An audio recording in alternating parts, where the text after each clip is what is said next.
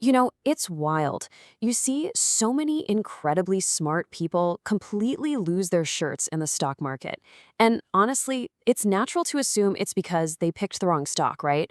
Or maybe they just didn't analyze the balance sheets closely enough. But the truth is actually way more surprising than that. Most people don't lose money in the market because of a string of bad investments. They lose money because of their own decisions. Let's dive into this. Because the fundamental reality of building wealth is that investing, it's not just a bunch of numbers on a screen. It is an incredibly intense roller coaster of an emotional journey. And as we all know, human emotions rarely make rational financial choices. When your actual hard-earned money is on the line, your brain is quite literally hardwired to react in ways that can totally sabotage your financial future. Now, real quick, before we go deeper into the psychology of all this, just a quick reminder that this explainer is strictly for educational purposes, so definitely don't take it as personalized financial advice. Okay, with that out of the way, I want you to put yourself in the shoes of a typical investor for a second. Let's walk through the chronological journey of what actually happens when you put your money into the market. Picture this. The market is on an absolute tear. Everything looks fantastic. You open up your broker job, and you're seeing numbers jumping off the screen. Up 25%. Green arrows everywhere. You're hearing about your friends making a killing, the financial news is overwhelmingly positive, and your portfolio is just steadily growing, day after day. And man, suddenly you feel this incredible, intoxicating wave of confidence. Investing feels easy, doesn't it? But this is where things start to get a little dicey. During these euphoric times, investors start acting entirely differently. You start throwing more money in. You take much bigger, much wilder risks. But here's the critical distinction. You aren't doing this because of some highly rational strategy shift. You didn't sit down at your kitchen table and carefully recalculate your 20-year retirement goals. No, you're engaging in pure emotional risk-taking simply because your mood changed. You're basically high on the dopamine of a rising bull market. And then things change. Suddenly, the market drops. The tone completely shifts overnight. All that positive news turns incredibly dark and negative. Fear instantly takes over. Now, instead of checking your portfolio once a month, you're logging in 5 times a day. You see a sea of red numbers, you literally watch your hard-earned gains evaporating and turning into very real losses. The panic really starts to set in. And now you just want out. So you sell, which brings us to the ultimate wealth-destroying mistake that almost everyone makes at least once in their life.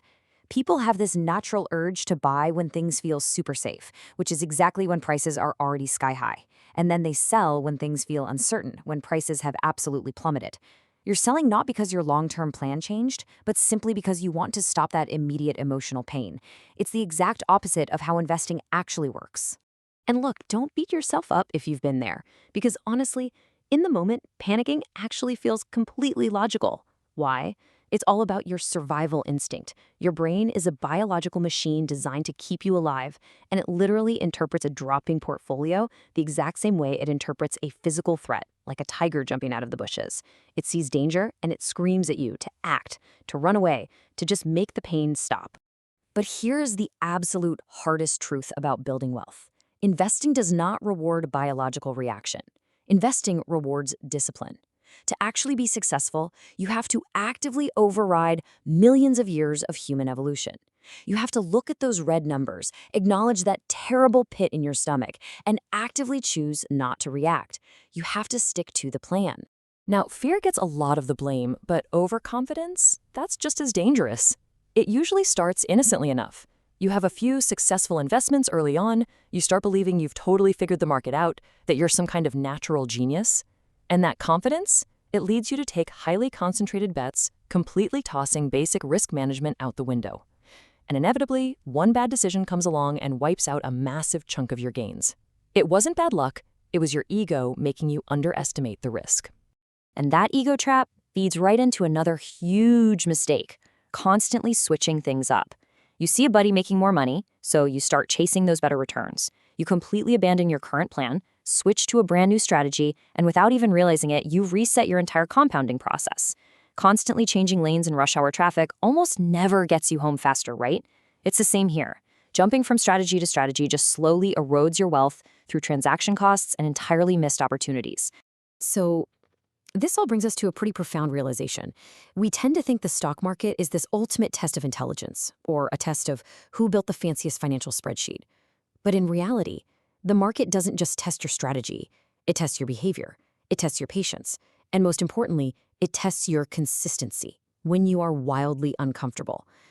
Can you hold your ground when everything around you feels totally chaotic? Which honestly gets right to the core of what this whole explainer is about today. When people talk about risk, they almost always point to market volatility, the ups and downs, the sudden crashes, the corrections. But the real, genuine threat to your financial independence isn't the volatility itself.